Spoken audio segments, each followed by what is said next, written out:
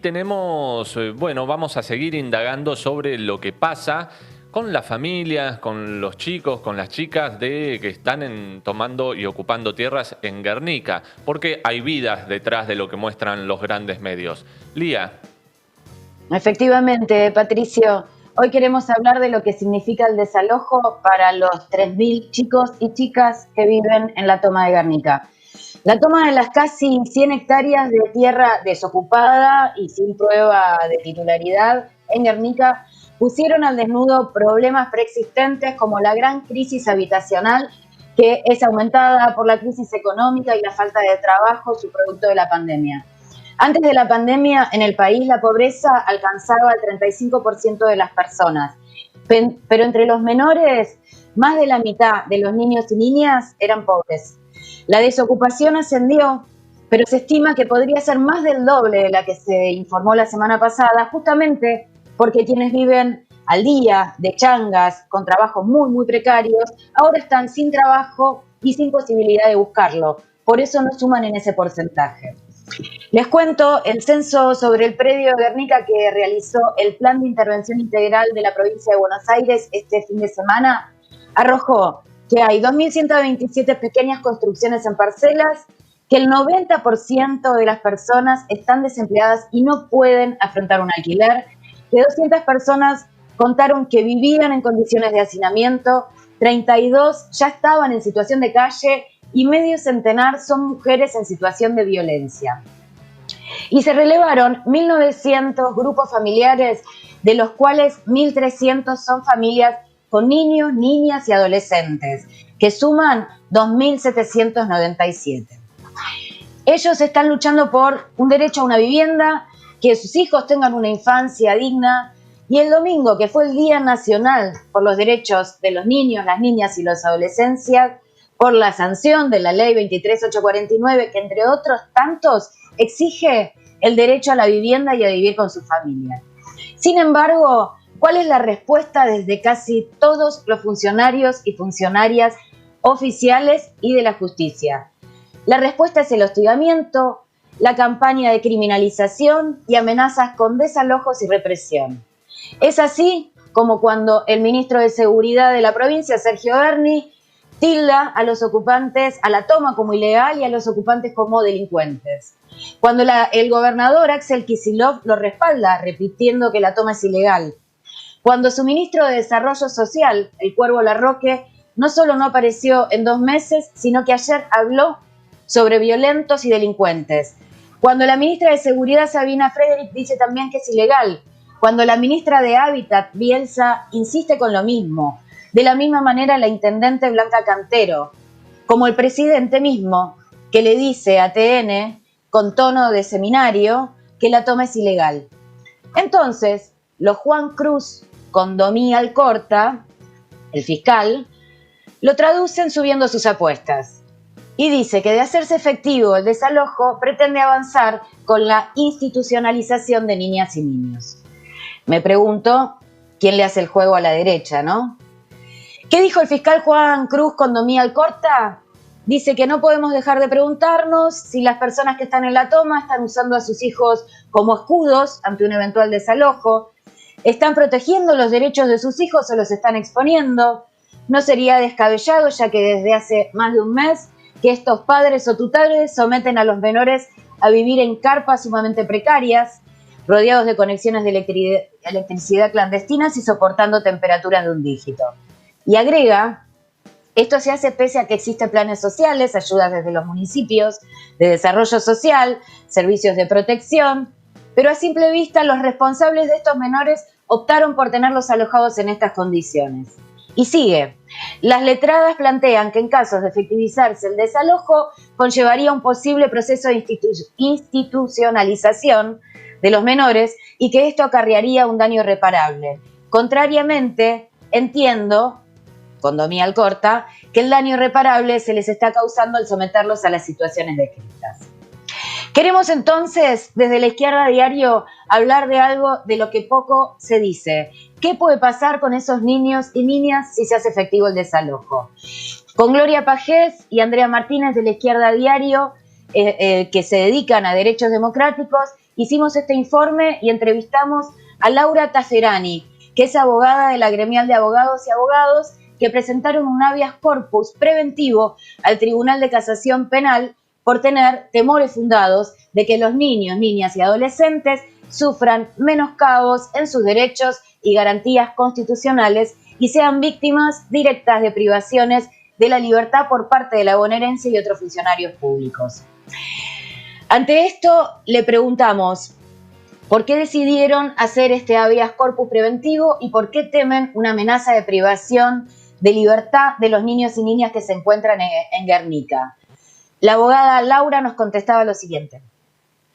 Presentamos un habeas corpus preventivo por los niños y niñas porque está claro que si la única respuesta que va a dar el Estado frente a la toma es el desalojo, está claro que esos niños y niñas corren el peligro de que la única respuesta sea justamente la institucionalización, ¿no? A veces sucede que se toman medidas de madres con hijos, van a parar a un hogar, son las menos porque no hay casi hogares que contemplen esa posibilidad, o que vayan a un hogar convivencial los niños y niñas cuyos padres se encuentren en alguna situación de privación de libertad, o que los dejen en la calle. Es muy posible que el Estado, como ya ha dicho que no va a resolverlo de otro modo, la única opción que queda es que los niños y niñas vayan a un hogar. Justamente la ley de infancia lo que establece es que la institucionalización debe ser el último recurso frente a una situación como la que se plantea y que además está prohibido que se haga por razones de pobreza, que aquí está claro que es la causa y madre del problema. 7 de cada 10 niños en el conurbano ya están en la pobreza. Según UNICEF Argentina, a finales del 2020, la pobreza infantil pasaría de 7 a 8,3 millones de niños. Y en el caso de los hogares con jefa mujer, el porcentaje de pobreza asciende 5 puntos más. Según las últimas cifras del INDEC, previas a la pandemia, el 36% de las personas estaba bajo la línea de pobreza y en el caso de los niños, 1 de cada 2 niños ya era pobre. Según un informe anual del 2019 sobre el Estado y la escuela en la provincia de Buenos Aires, más de 4 millones de bonaerenses entre 4 y 17 años, 4 de cada 10, centraban su alimentación en el comedor de la escuela. A Laura le preguntamos cómo impactaría la institucionalización en los niños y niñas, y nos contestaba lo siguiente. Trae consecuencias muy graves porque en realidad cuando interviene de esta forma el Estado, en general empieza un camino que puede ser muy peligroso. ¿Y cuál es el peligro que corren los chicos y chicas que son institucionalizados? Que los den en adopción. Que los den en adopción a familias pudientes que están sedientas de niños, sobre todo si son niños y niñas chiquitas. Este es el peligro, porque para la ley, después de 180 días de estar institucionalizados, si consideran que esos padres o esas madres no tienen respuesta, los dan en adopción. Esto es lo más grave.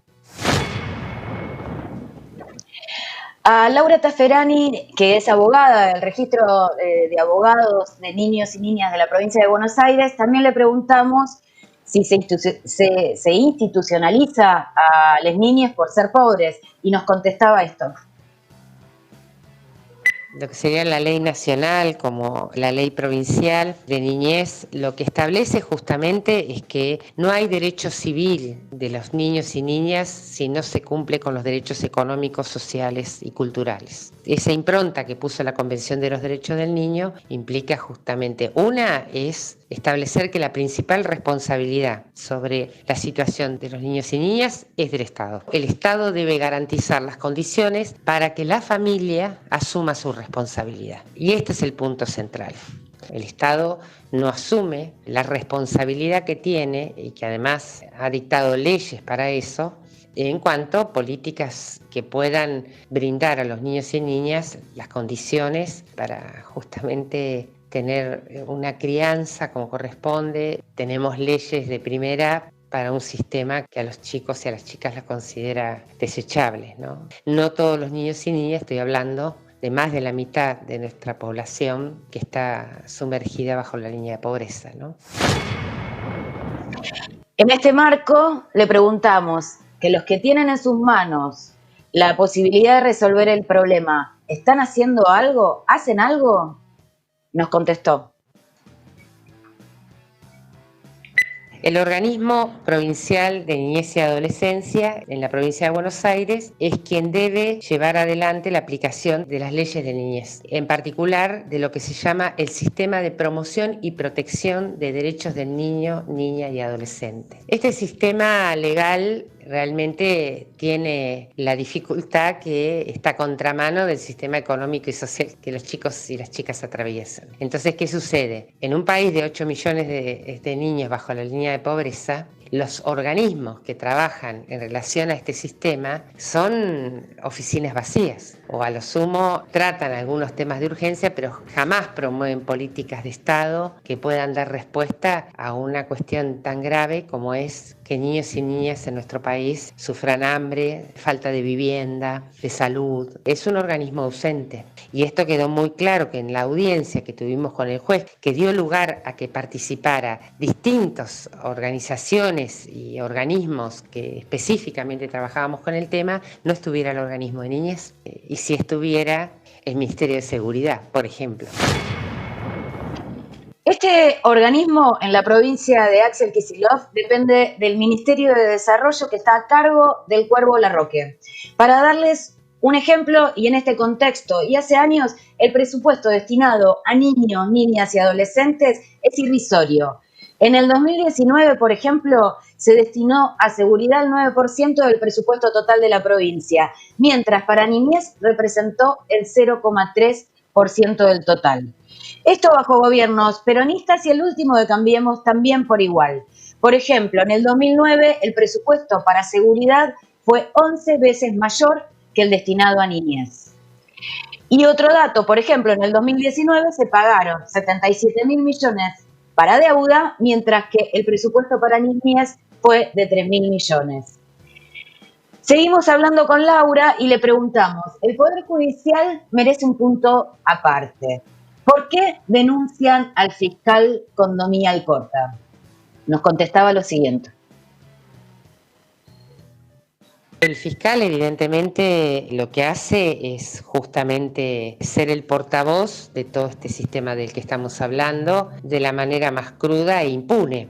Obviamente que nosotros lo denunciamos porque ahí en el expediente, en su escrito, cuando nosotras hacemos la presentación de los niños y niñas, dice barbaridades que inclusive van contrarias a la ley a la que él se encuentra sometido, pero fundamentalmente por la mirada discriminatoria que la hace expresa. Nadie duda que el Poder Judicial cumple un rol sumamente importante para proteger los derechos de los poderosos. Y siempre fue así, pero que ya lo diga en un escrito es como medio grosero. Esta es la justicia que hay y esto es, muchas veces batallamos sin que lo digan, pero esto es lo que sucede. La balanza siempre se inclina para el mismo lado y que tiene que ver con quien los nombró. Bueno, en ese sentido, más claro fue que en la primera reunión que tuvimos con la intendente Blanca Cantero, ella dijo, yo saqué a los fiscales que estaba y puse los míos. Lo dijo.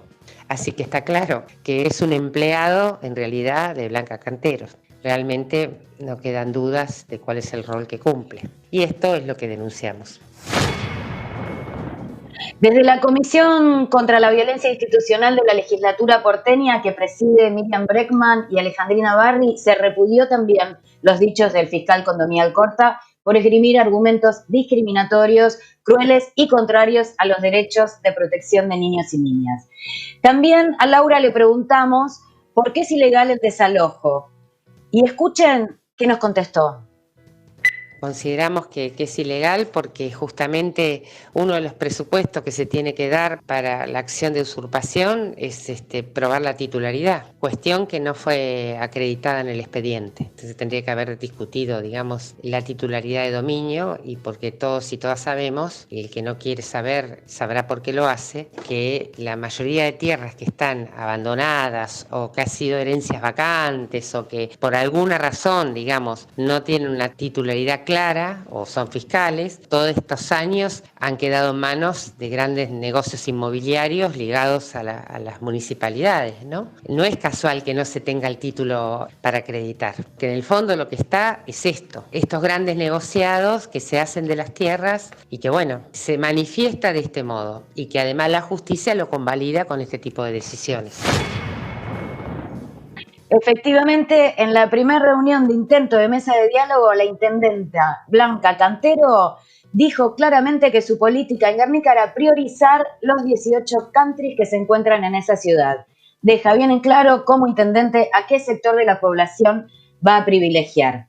A Laura le repreguntamos, a pesar de ser ilegal, el gobierno bonaerense dijo que la fecha prevista para el desalojo sería este jueves 1 de octubre y es inamovible. ¿Qué opina al respecto? Escuchémosla.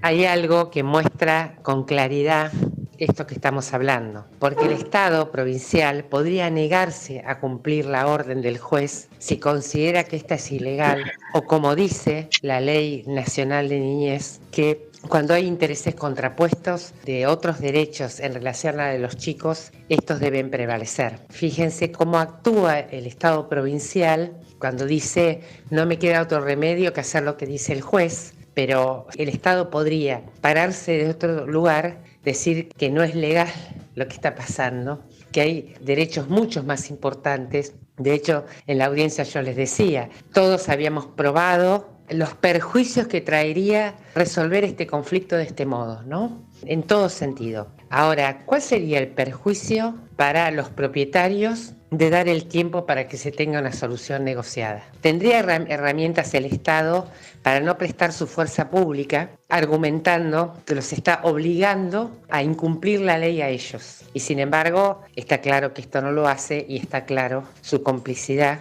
con lo que está sucediendo, ¿no? Porque no podemos ignorar la postura de estos 12 intendentes que salieron al cruce a apoyar a Blanca Cantero en esta movida y las implicancias políticas, ¿no? Yo creo que eso también hay que erradicar, esa idea de que el Ejecutivo no puede hacer otra cosa. Sí puede hacer otra cosa porque como además tiene la fuerza pública, si el fiscal o el juez no cuentan con esa fuerza pública no pueden llevar adelante el desalojo. Entonces, en ese sentido también tiene una responsabilidad muy grande. No sé ustedes, Pato, Tom, yo me quedo con esta última frase. Hay que erradicar esa idea de que el Poder Ejecutivo no puede hacer otra cosa porque sí puede hacerlo. El Estado podría pararse en otro lugar y decir que no es legal el desalojo. Les hago una pregunta. Ustedes deben recordar la frase donde hay una necesidad, hay un derecho. Claro. Bueno, yo lo planteo como una pregunta. ¿Donde hay una necesidad, hay un derecho? Porque estas familias tienen una necesidad y luchan contra todas las instituciones del Estado y los gobiernos, nacional, provincial y municipal, que no solo le niegan sus derechos, sino que los criminalizan.